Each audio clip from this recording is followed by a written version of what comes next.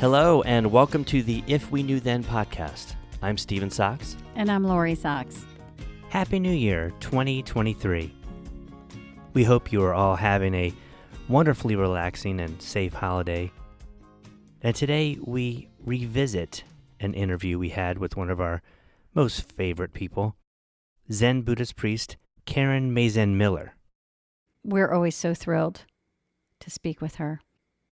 So today marks the beginning of a new year. And in that spirit, we discuss with Maezen the powerful practice of the beginner's mind. Our friend Maezen is a gift, and we are so happy to be able to share that gift with you. So welcome, Maezen. Good morning. It's so nice to see your face. Oh, well, I don't know much about that, but it is nice to see you too. It is nice to see you. I like your green. Oh, I like green. That's a great color. It is the color of growth. And that's, lately I've been mourning how we've lost so much green. Certainly here in the garden and everywhere. It's pretty shocking, not surprising, but nonetheless shocking how brown and lifeless things can be. I went out and watered our succulents this morning. Yeah, that's nice. Yeah. They're so resilient. And I was talking to them. I was thinking my neighbors are like, who is she talking to? You're talking to the plants? Yes, I was. Well, that's really a beautiful thing. And that's a very profound thing. When I first moved here, I used to joke that the only thing I'd ever grown was mold on bread. So I was way outside of my comfort zone. I knew that I needed to do something, and it was the obvious things were clear, what you do in a garden. But beyond that, I would just spend time in it. And oddly, it seemed as if the plants would tell me what to do, because it would just occur to me what to do. And then also what was so helpful is that, when you're doing something very small, doing something that just seems like a detail, like I'm pulling this one weed, I think I can probably do that. And then there's another one, and then there's another one. And before you know it, you've actually done something worthwhile. But it certainly wasn't anything that you knew how to do or even intended to do. That's actually the nature of what I said that we could talk about today. And that's what in Zen we call the beginner's mind. As you said that, I was like, oh, well, this seems like a perfect entrance into the beginner's mind that you had said we'd talk about.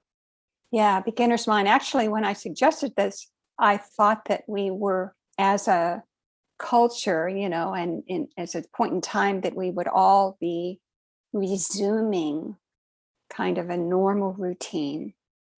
But it would seem to all of us as if we were beginning because of the interruption.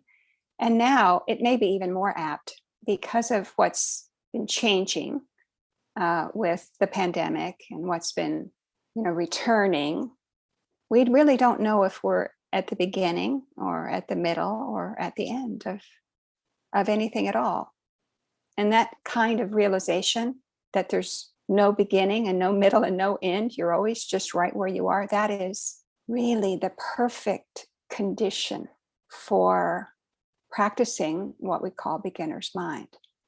And that's the mind of a beginner, and a mind of a beginner doesn't expect or presume that they know anything, or that they have to know anything, or that they have to have, a talent or a skill or a strategy or a tactic or even an agenda. They just show up. Beginners just show up. And although it's called a beginner, it's really considered to be the culmination of your Zen practice.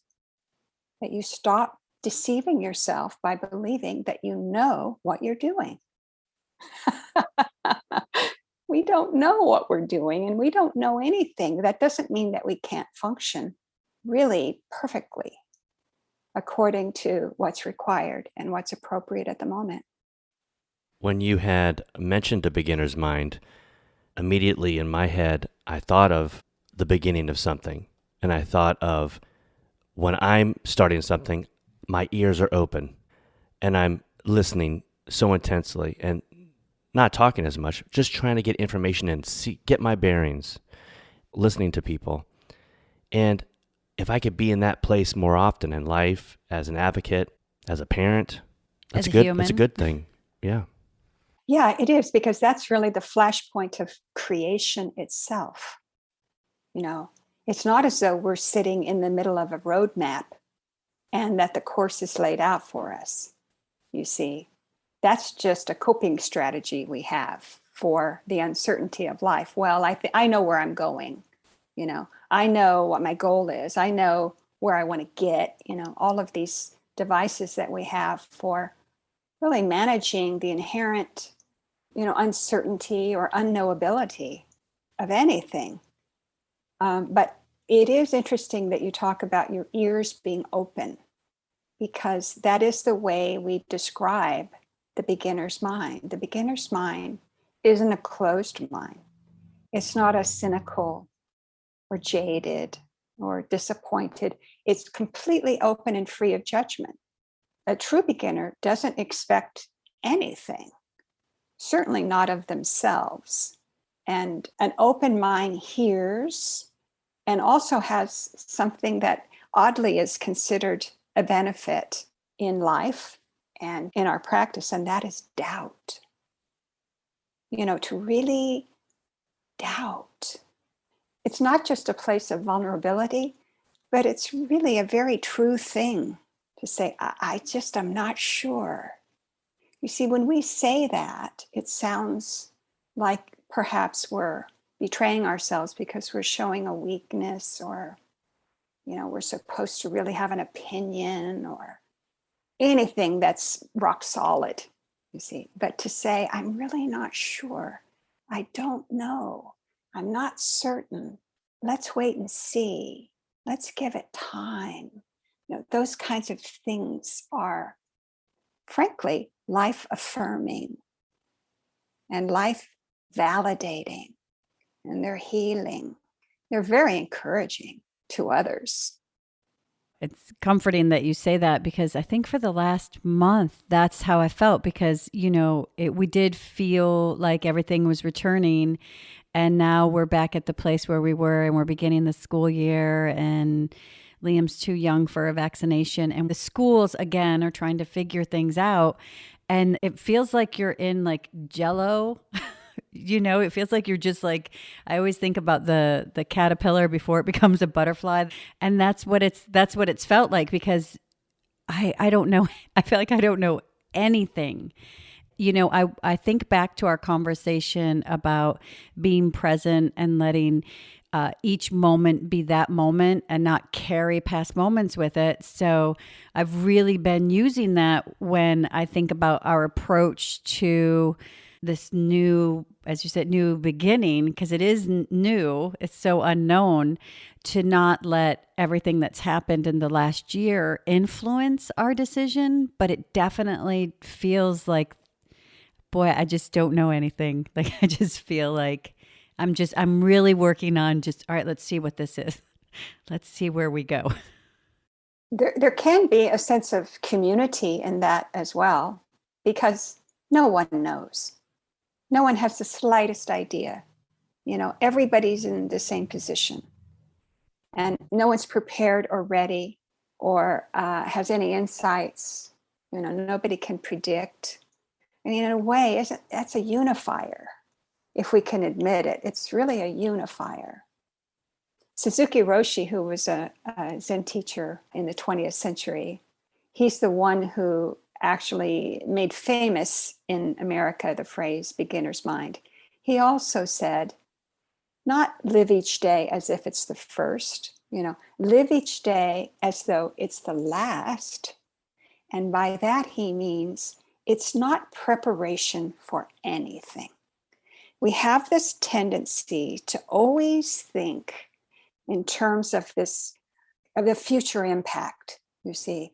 And we get very much caught up in decisions being right or wrong, and the time being, now or later, and where will this lead? And, it's a joke, actually, at least it was years ago when I was in the job market, the question, where do you see yourself in 5 years? And the truth is, somebody has spent their time conceiving where they are and how things will be 5 years from now, then have they ever actually been present to anything at all? Not every moment is in service of some future goal or ideal.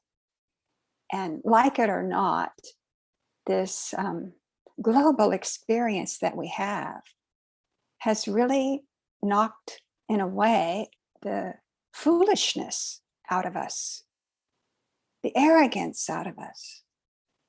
That's one, I hate to say upside, because I wouldn't want to call anything an upside now, but that's very clarifying.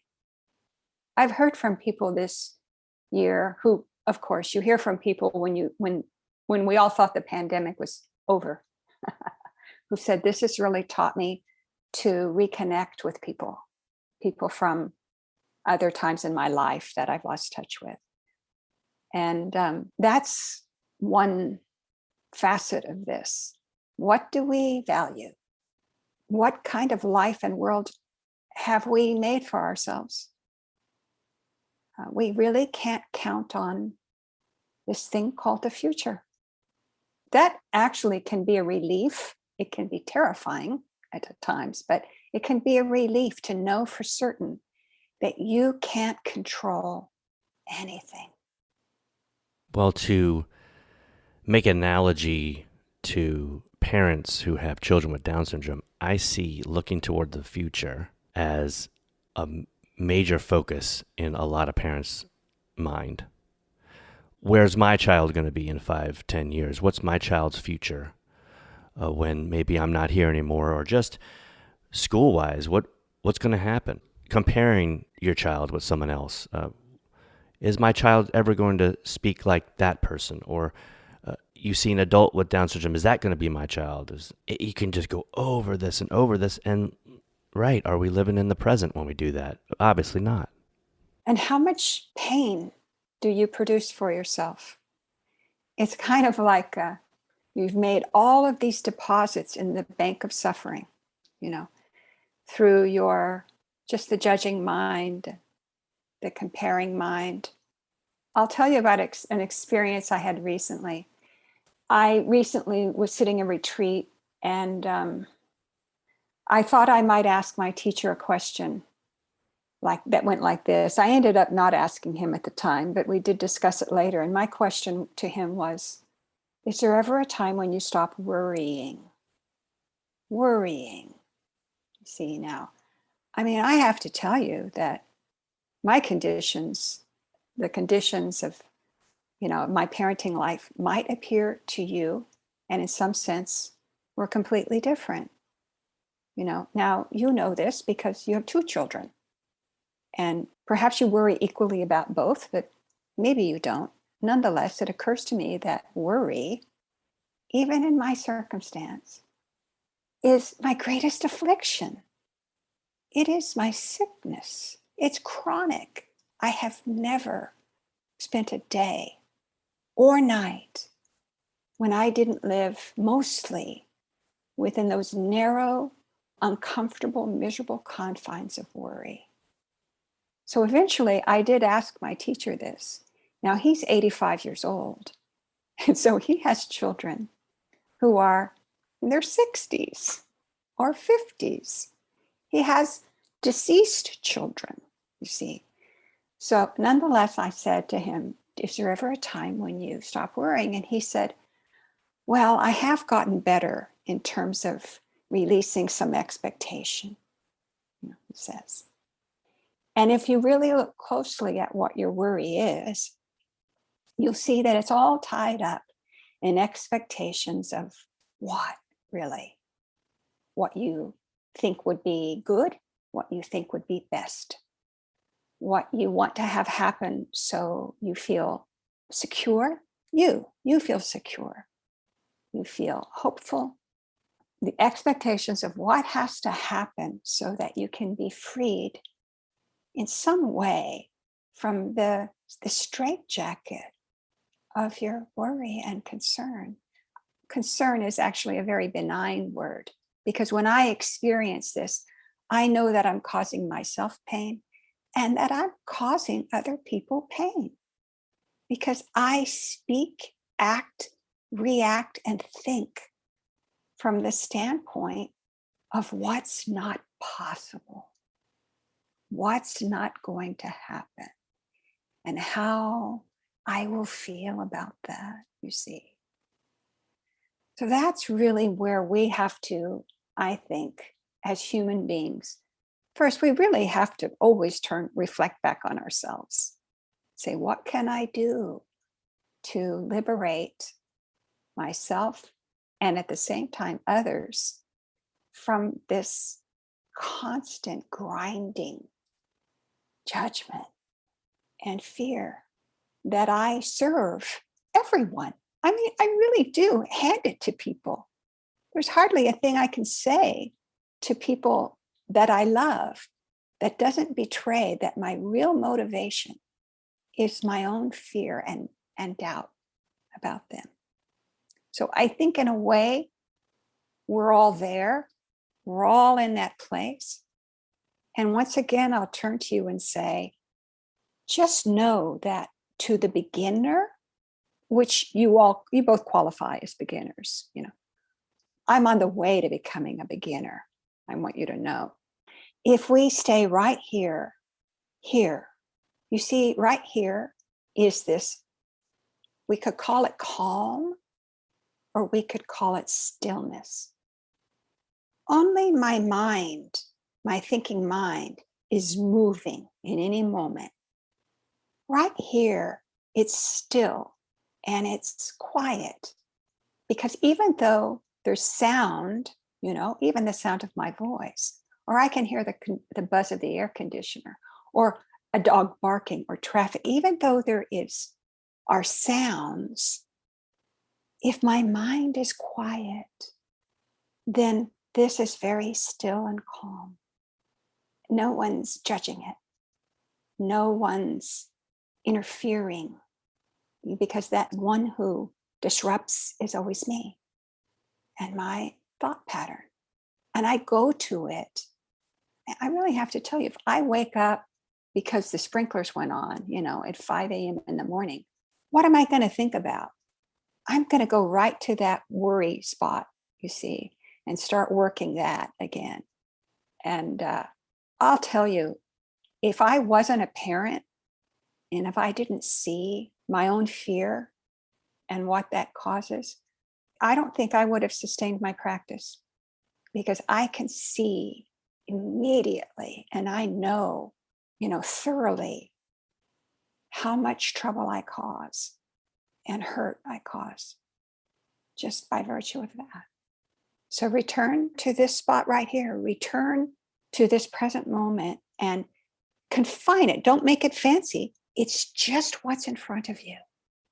It's just what's in front of you. That's all there ever really is. And that's where you place your faith and your trust. This moment determines the next. So Phil, consciously use that moment and allow that moment to be as it truly is, which is undisturbed. You have to disturb the peace. So that's why I practice. And that's the point of being a beginner. Beginners are wide open. The mind is wide open. They're there to absorb.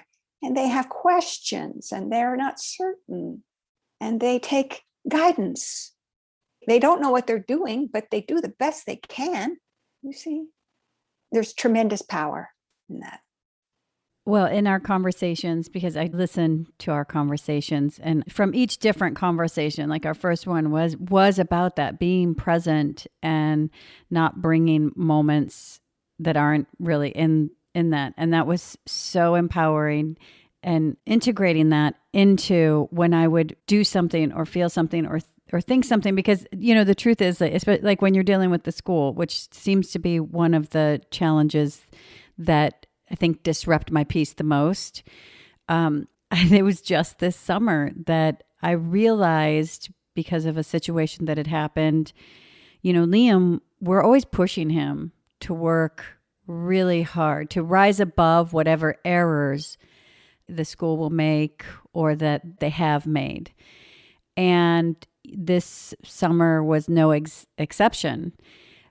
But I had a moment where I just sat in all of that emotion of being right there. And it was all driven by fear. It was fear of what can they do if Liam fails, concern with how are we going to be prepared? It was just all of this stuff, and it really felt horrible. And Liam works really hard.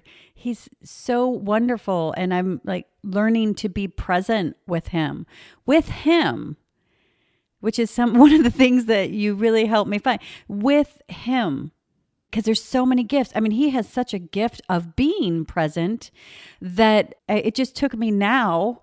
He's 11 because he throws these bears, and it's very, very soothing. And I think, like, you have all these different toys that the world presents, and then you buy because it's like, oh, this is soothing. But this is Liam flipping his bears for that same thing. If all of a sudden this was a thing and people would buy it, maybe I wouldn't be concerned with how does this look? What is this? But people are always trying to soothe themselves. I try to soothe myself. And I sat down with him for the first time, because I think I really looked at this habit that he does with concern, with fear of what does it mean? Or can't there be like a more age appropriate, but I don't do that to my daughter. Ever, ever, ever. And I started to throw the bears with him, and I was like, oh, this is so relaxing. They're nice and soft. They're soft. We play. It's like a focus. It's wonderful. You can't help smiling. Right. And then it becomes a fun game. Can we hit them as we throw them? Can we connect? Which is, can we connect? And so I got to the point that this summer I just was like, you know what? No. We're not going to do what we do every year where we just like make him work 2 hours a day through the summer that no other child has to do. We're going to do Liam this summer. And we're still going to play the cello, but Sophia plays the violin. And it was so freeing. And I still have to like check in as we go. And now the whole thing with school is happening again. And, I have to check in and say, no, we're just going to work really, really hard to be right here. We're not going to overcompensate for how we think someone's going to fail our child. We're not going to try to make it right, which is one of my really big things is I've been working on not trying to make everything right. And it has been great. It's been a gift. That's a beautiful story, and frankly, I always had to, I always still do. I still have to allow myself to have fun, and our children really are always trying to bring us into that place, their place where just by nature, it's a more spacious place, and it's, there's great truth in it, and there's pure being and deep love in it. I mean, I'm trying to think of something I can offer that's similar, but I remember when my daughter was 11, and she was always asking me to go to the mall. And you see, this was something to me that sounded like, it was a demon cave or something. Oh, no. I'm not the kind of mom that goes to the mall, and you're not the kind of daughter that just spends all of her time at the mall. And I remember one particular day, I think she was in 6th grade, and I picked her up from school, and I decided that I would take her to the mall. And she didn't know, this was a big surprise, but she saw where we were going.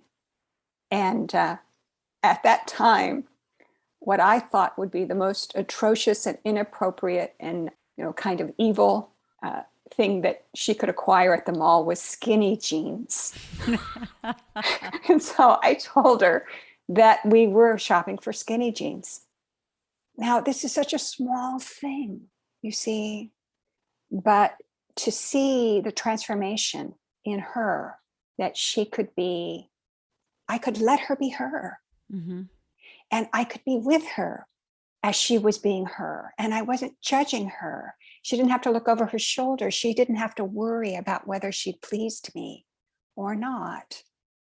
You see, that's what I remember. And it sounds like, and it's true, I'm a terrible mother, and I'm so stingy, and just always what's implicit in everything I do is that I'm trying to control, who she is and what she looks like and what she acts like and all of this. And those things happen, and there they are, those flashpoints. And if we see them and if we pivot, then we can open up that place for sharing and becoming more, just more loving. Really, if you love your child, you love them as they are. And if it's not as they are, it's not love. It doesn't mean you don't realize, of course, that they're going to be changing and growing and in all kinds of ways that you can't anticipate, and you don't need to anticipate. But you're actually creating that reservoir of love and acceptance that is so essential to our children. And I don't care what the circumstance is, every single one of our children is entering a world that's not at all the world we lived in or live in. It's very different. And we don't know what the stressors or the circumstances will be that they encounter. One time during the pandemic, and I might have mentioned this before, it was the very beginning when everything suddenly overnight, closed and shuttered, and everybody had to go home and stay there, and there were lockdowns and travel, bans. And my daughter was just inconsolable. And I would, of course, I would offer up these aphorisms and, kind of namby-pamby things that supposedly were supposed to get her over the hump. And she finally turned to me and said, "Mom, you've already had your life. You haven't lost anything." And boy, that's true. It doesn't mean that I'm dead. It means that I lived a life of my choosing. I took advantage of opportunities that came. I made choices. I wasn't really inhibited or limited, at least it mattered. And so all the more reason to recognize that we really are now all beginners. We don't know what the next spot will be. And if we can't really accept and love the people we claim to love, then there's no lasting good. When you talk about that, I was thinking there were two things that happened when the pandemic hit. We did feel like we were on level ground with everyone. The things that we had been doing for years, now parents were doing them. And there was that gift of, we had an understanding of how to navigate the unknown and uncertainty and the struggle. And it did feel a little bit, it was more of a community. And honestly, it felt like a bit of a win, to be honest, because I think other parents had insight into what we had been talking about for so long. But when you're talking about how we see and we participate with our kids, we work really hard to make sure that Liam has the supports he needs for success, because I think that's really important. And that when he's in school, and the terminology is the supports he needs to access his curriculum and reach his potential, and that's like just the verbiage. But how important is that we instill those same supports outside of school? What are those supports? What would that IEP look like? Time every day to play with him, be present with him. What are those supports to reach that outside? Because the school isn't end all be all. And that's such a small portion when you really look at the human he's becoming. We always discuss, as adults will be like, oh, you look at the child and they have this special thing. And when did we lose that? Where did that go? But is it because every time they're trying to give us that gift, every time we squash it with where we're coming from? If Liam tries to engage me to bring me to him, how long will he do that? How long will any child do that before they just put down their tools and say the only way I can participate is to go where they are? Lose that childlike quality that we talk about so much. that we wish we had, or where did it go? Or when we get little glimpses into it, we relish it. Don't we have fun? Like when we go out and walk in the rain or do something, that we see our kids do. Maybe I don't just thought about that when you were talking. That's a very good question. That's a very good question. Even if when you talk about, you say the verbiage of ultimately this goal ends in something called success, you see. And that's kind of a giveaway because that is carrying all kinds of baggage, all kinds of conditioning, you see.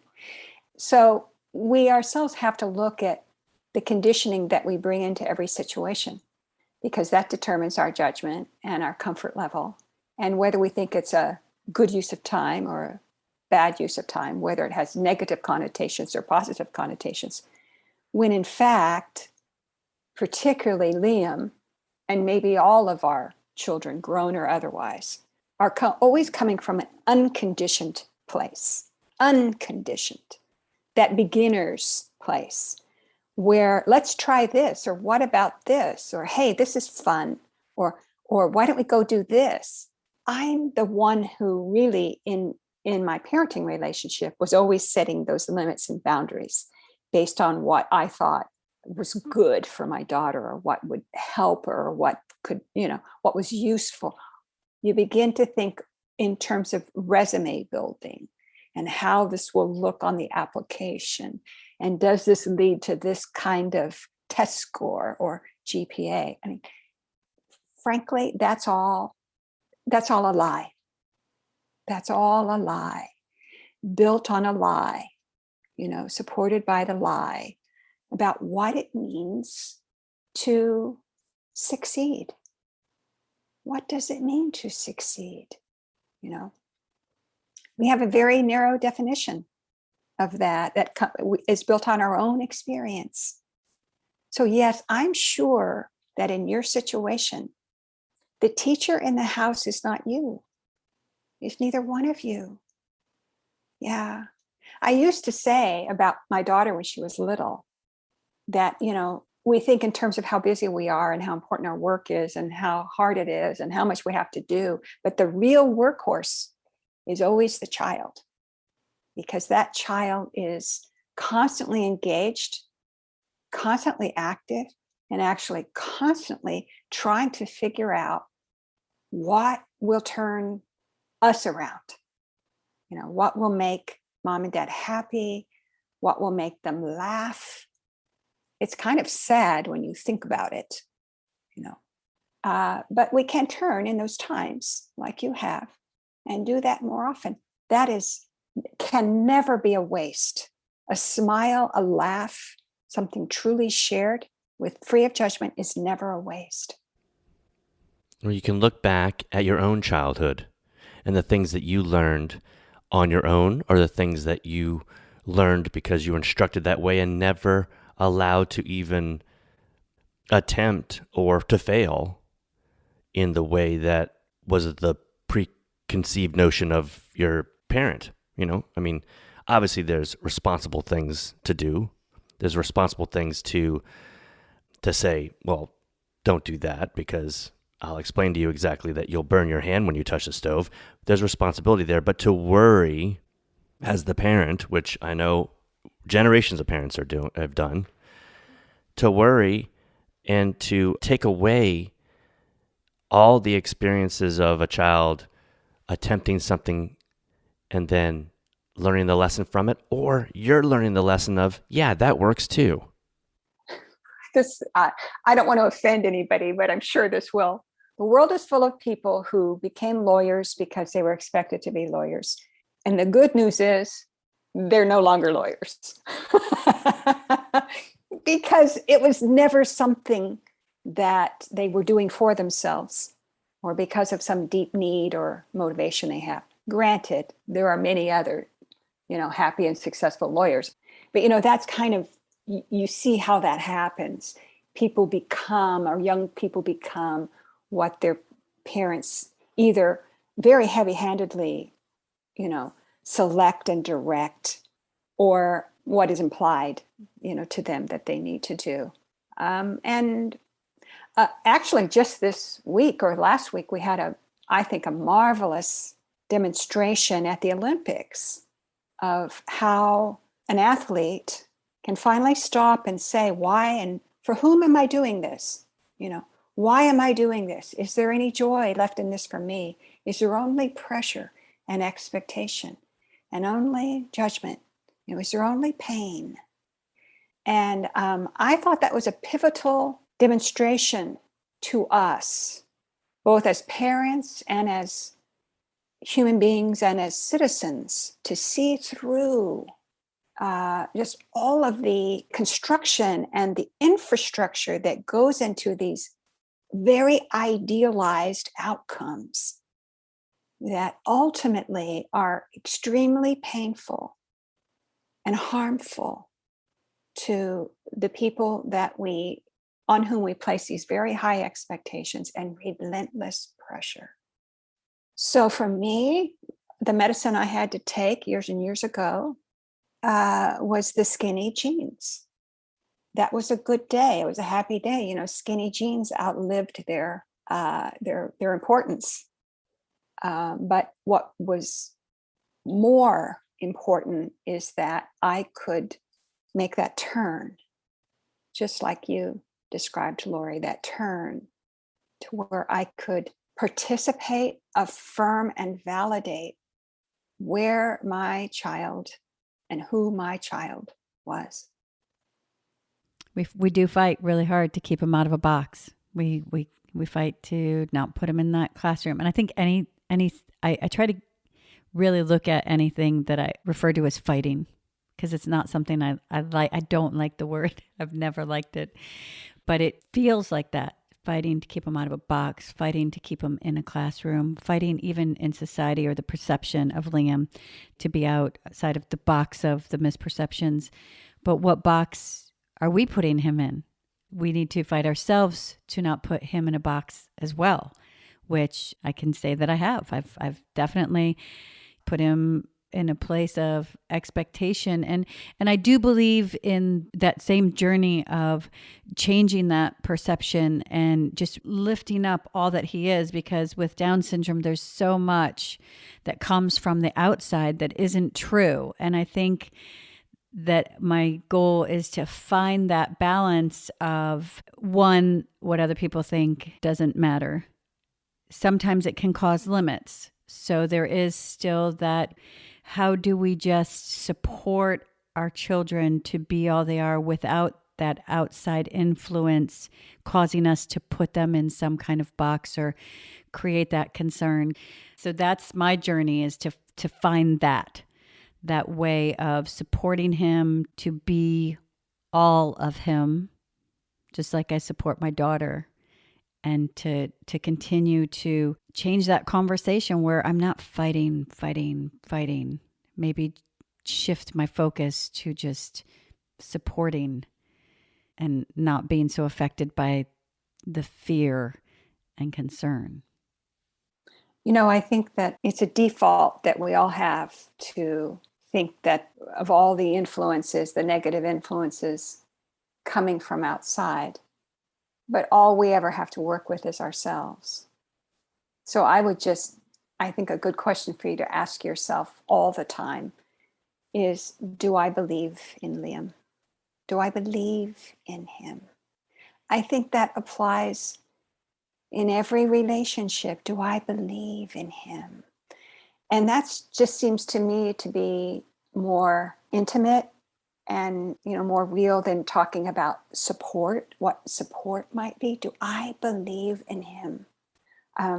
I might have mentioned this to you before, but we've talked so many times, I'm not sure. But I remember one time I was watching an interview with either an actor or a singer, or maybe it was an athlete, I don't know. Someone who, really performs at a very notable and exceptional level in whatever that is. And this person, he was someone who came from a place and a position in life in which this couldn't have been any mother's dream. I mean, it wasn't anybody's dream that he choose this path that was very, very unlikely for him to succeed at. See, I mean, the mother says, why don't you be an accountant? or why don't you be a store manager? Or, why don't you, again, something attainable instead of this, something that seems so unlikely. And in this interview, this person said that the single most important factor in his life is that his mother always believed in him. And when I heard that, that seemed so simple. I have to ask myself, do I believe? I mean, with my whole heart, do I believe that my daughter's dreams are achievable and possible for her? Well, you know how I answered that, because I'm the one who worries all the time. You see, it's very hard for me to take that leap over, my very, I don't want to say cynical, but my realistic, my practical, my grounded view of things.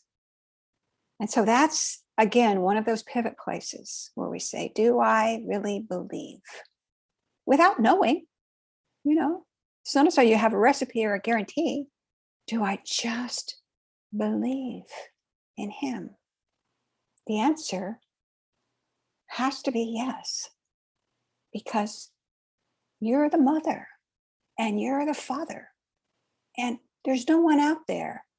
Well, there are probably a lot of people out there who will have far more belief than you might, but you need to really take care of that.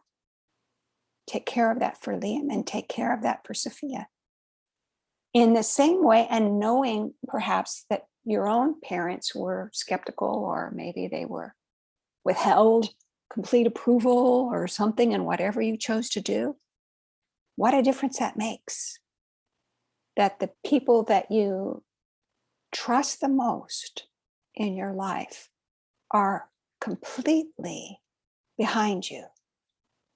It's something only you can take care of, and you take care of it moment after moment. I'm only really speaking of myself here. I have a little, somebody sent me a little talisman, a little tote. I don't know if I've ever showed this to you before. It's this little pewter piece, and it's been worn illegible. I hold it in my hands when I meditate. Okay. I just keep it right here. And it said at one time, believe. And I keep it right here, and it reminds me to purify my heart, empty my head, just drop everything, let everything go. And just right now, with my whole mind and body in this moment, believe. And I believe in superstition and voodoo and spirit tricks and all kinds of things. I'm going to use everything at my disposal to remind me to, instead of evoking and kind of feeding my fear and indulging my worry and trying to get ahead or fix or outthink or outsmart anything, to just believe. I want to be like that guy's mother. I want to be that mother that someday perhaps someone will say, well, my mother never stopped believing in me. Isn't it interesting that we know that when that's the case? We can testify to that, It's not because our mother nags us to say something nice. We really know that our mother always, or our father, always believed in us, accepted us, encouraged us. That's like the flame that doesn't go out. So yeah, that's my trick. That's my gimmick. So we have goals now. That's our goal, is to make sure that we're doing that. I wanted to talk about the gymnast though, because when Stephen told me about that happened during the week, and when you were talking about her story, I thought, and then you were also talking about how we try to teach our children, how in that moment, what she did, she taught my daughter and son by doing so many lessons that I've tried to say with words, right? Just to stand up, to be able to have your voice, to be true to yourself. And there were so many conversations. She did get a lot of ridicule for that, but there's so many conversations that she opened up and so many gifts she gave countless people who watched her do that, how she empowered people to break out of that box, right? You know what I'm talking about with Liam. It's very similar. Liam works at a level because of this system that's there and he has to, but who is he serving? Who was she serving? And I thought it was so beautiful because she just, this is my life. Well, Simone Biles made more of an impact socially and spiritually to us as a society with that decision than if she had just gone out, made perfect tens, and gotten a gold medal again. Because she could. Oh, that's what was expected. Beautiful athlete. But this showed so much more human qualities, so much more protection of yourself. Also, how to be a teammate. It's not like she was there cheering. It has to be difficult. This decision isn't like an easy decision. But we have to always remember, too, that a lot of these athletes, especially minors, are not in control of their lives. And it's someone, especially an African-American woman, saying, I'm controlling my life at this point. So, it was spectacular. It's a beginner's mind, no? Conversation. Well, sure, because what she had to drop were not only her expectations of herself. In a way, what I also see here is how our young people, how we as parents and then as an older generation and also just as a country, you see, there are so many layers of expectation. The weight is so enormous. And it's not just on Olympians that it's so enormous. No, we can just take any child. It's so enormous, the weight. And it's all phony. I mean, it's all for someone else's benefit. It's complete exploitation to somehow expect that an athlete has to be a hero and a patriot, and superhuman. And it's cruel, And I don't want to say that I resist and reject athletic competition, but when we do that, we take individuals and human beings and we turn them into icons, and their behavior is completely predicated on whether or not they fit the template of what they've been handed, and the toll that it takes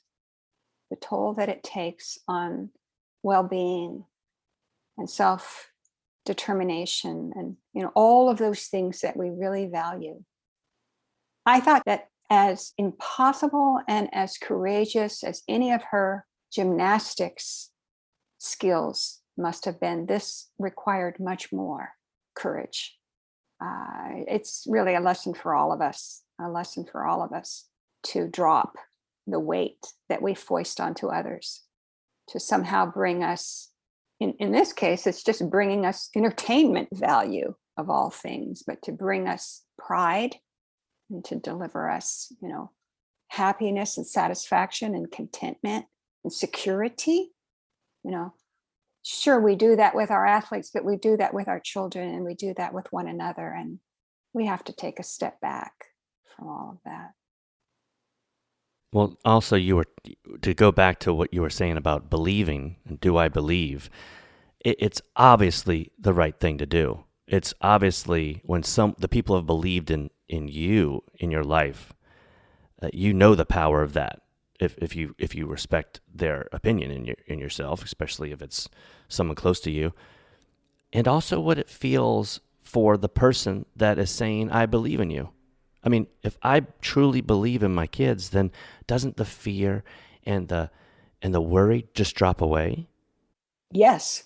And that's the power of affirmations. I've talked about this before too. Even if you're just inching your way toward wholehearted belief, confidence and, trust and faith, you say it anyway. And as you say it, in that moment that you say it, there's no fear. It really does take the place of all your negative and fearful, rumination. So yes, you say it often, say it easily. We have to practice that. you see. Practice those. It sounds kind of woo-woo to say positive affirmations, but I love you, that's an affirmation. I trust you, that's an affirmation. I believe in you, that's an affirmation. Affirmations work. They change the pattern of thinking and speaking that we have, which is all habitual, you see. We keep going back to that familiar kind of script. Yeah, there's no fear in belief. There's no fear in love. If there's fear, it's not love. Yeah. So good point. Well, you talk about your practical brain, and I'll go there as well. And it reminds me of, and I think it was Ted Lasso. I loved it. Have you Ted Lasso? Do you know this show? Oh, Yeah, we it's love a wonderful Ted Lasso. show. I think it was Jason Sudeikis, an interview with him about positivity. But it really resonated in my practical brain where he said, yeah, I'm not going to worry about the future and anticipate and stress about that, because if what I'm worrying about doesn't happen, then I worried for nothing. And if it does happen, the pain was twice. That's true. That's true. Yeah, I love that show. And what makes it remarkable now is that there's 24 hours a day continuous negativity on television. Choose your poison. It's really hard. And I really can't handle most TV. I could say most entertainment, what passes for entertainment. But that half hour, when you finish that you have just bathed in goodness. It's not just that it's funny, it's that it is so light. You just feel totally different. And it's like it's medicine. It's medicine for what ails us. So, yeah, it's funny you brought that up. Well, it's such an insight in our society, too, because it is such a beautiful place to come from, but it's so different than our society that we actually laugh at it. We actually find comedy in him doing the things that we talk about with you. Yeah, but there's also that laughter, I think, comes from a deep well of recognition. We recognize the truth of it, and we recognize the commonality. I think that's a lot of that laughter, is that surprise, that shock, at how real it is. Now, also, it's interesting that in that scenario, he's a loser, basically. He's a nobody from nowhere. There are no chances. There are no high hopes. Yeah, so I think that in every way, that's genius. And it's also, my goodness, it's a blessing that we can see that and share that with one another. How nice that in lieu of getting that negative of most programs that you do, it's like taking a happy pill. So many people in the world are getting that. They're getting those, be a goldfish. They're getting, It's well needed. They're getting different ways. I know I do. Different ways to handle a negative person, different ways to approach the day when you're challenged. And you're reminded that this is also a choice you can make.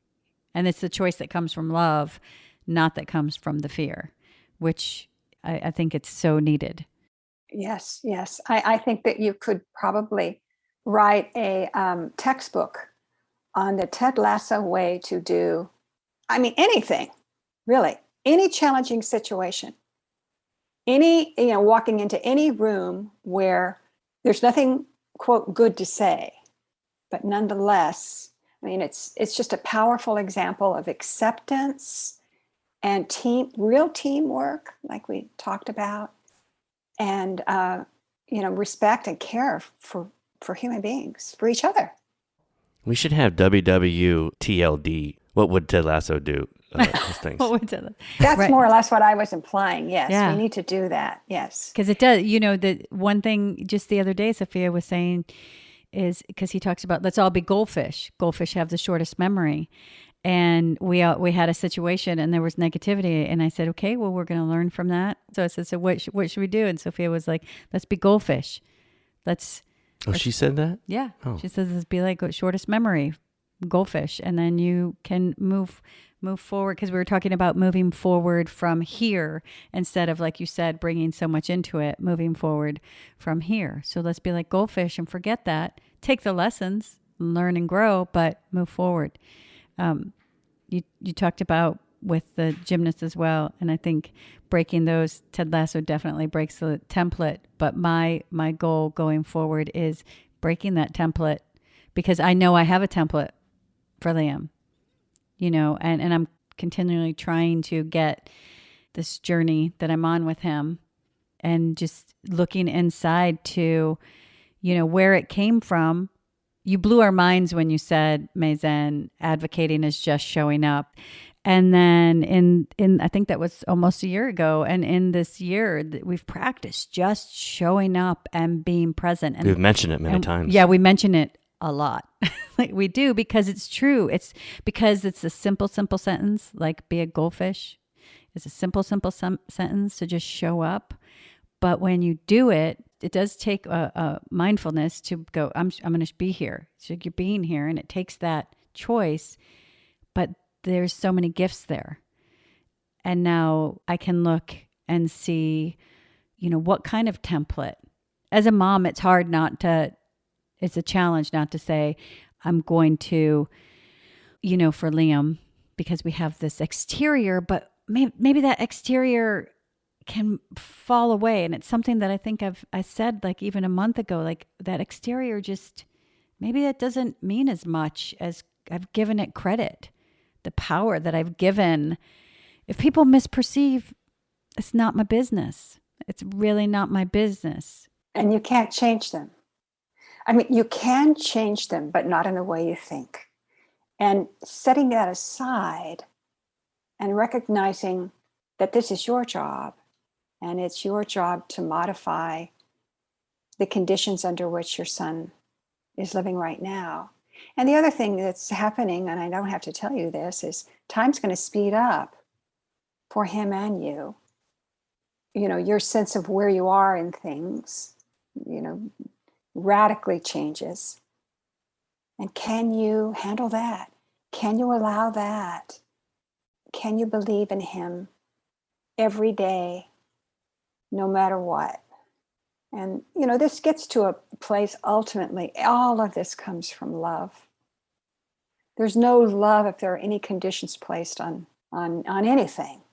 You see, just keep going back to that, the purity of the love that you have for your son, and open yourself up to what you can do, what you can handle, what you can believe, what you can accept, what you can be. Can you be okay? Can you really be okay with things as they are? They'll keep changing. I often think that our children ask so little of us. We're prepared to just give so much, but they really ask so little of us. Mommy, are you happy now? Mommy, is everything okay? And it's been so seldom that I could answer yes, truthfully, to those questions. So can I just be happy now? Can I believe? Can I handle this? Can I be okay? Honestly, that's your lesson.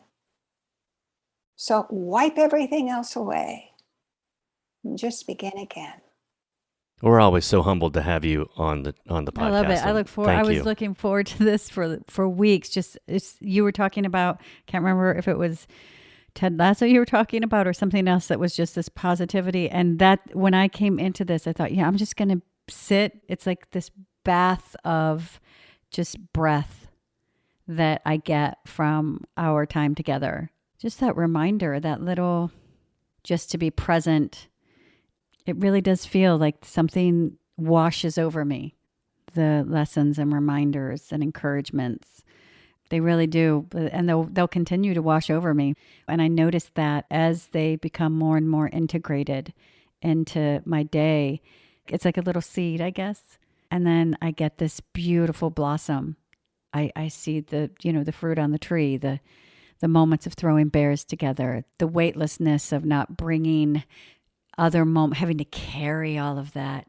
And it's a gift. It's such a gift. Our time with you is such a gift, and I look forward to it, Maezen. Oh, thank you and bless you. Now, I want to remind there's one other reason to be like a goldfish, okay? Not just what Ted said. A couple of years ago, my Zen teacher saw an article that he brought into all of us. He was going to give a long talk on it, and a significant piece of research that had just been done that showed that now, because of our lifestyles and our technologies, the attention span of a typical human being, before we're distracted by our other thoughts, so we can hold our attention for 8 seconds, which is essentially half of the length of time that a typical goldfish can maintain their attention. So we do need to be like goldfish. And we know that their attention span must really benefit from having no memory, you see. So they're able to outlast us, you see, without any of these distracting thoughts and sensations coming up. So let's all be goldfish, have no memory, and extend the attention that we can give wholeheartedly, without distraction, to everything that appears in front of us, and most particularly, our children. Thank you. Thank you, Maezen. Please follow us on Twitter at If We Knew Then Pod, and you can drop us a line on our Facebook page at If We Knew Then Pod, or visit our website, ifweknewthen.com, to send us an email with questions and comments. And you can join our mailing list there and get alerts of future podcast episodes. All these links will be added to this episode's show notes. Thank you again, and we look forward to you joining us on the next episode of If We Knew Then.